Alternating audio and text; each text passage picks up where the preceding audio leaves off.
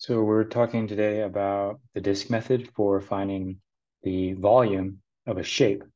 And so this is a problem directly from Khan Academy, Calc 2. So you have function y equals 1 over x. And let's just go over function notation. So when something says y is equal to 1 over x, that's the same thing as y. It's like f of x is equal to 1 over x. Because what comes up in Calc 2 is all of our holes in understanding and our fluidity and understanding functions and graphs.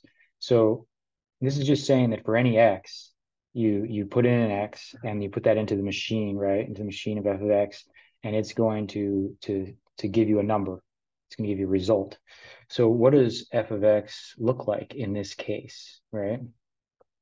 And so we have to practice visualizing these graphs. So if this is your y-axis and your x-axis, 1 over x looks like this, if you don't remember that. And so basically what we're saying is that as x gets larger, f of x, or y, is getting very small, right? It's decreasing. This is f of x. So as x gets larger, this is our x, this is our y-axis. F of x is getting smaller. And as x decreases,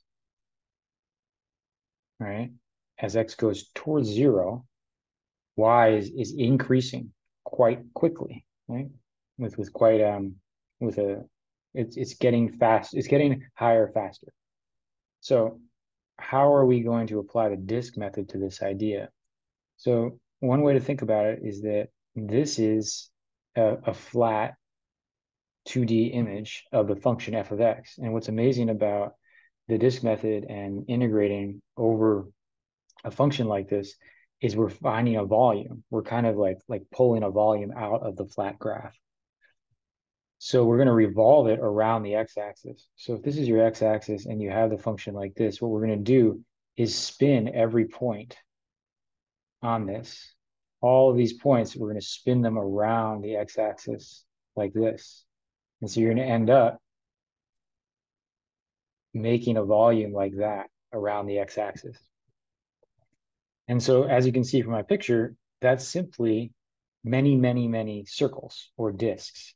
And since we know that the area of a circle is equal to pi r squared, now what we can do is integrate pi r squared over dx, right, over small slices of the x-axis, and we're going to be able to get that volume. So let's go ahead and do that real quickly. And if this doesn't make sense at first, that's okay. Like over time, it'll become really apparent and fluid. It just takes practice, just like anything. So we're going to integrate f of x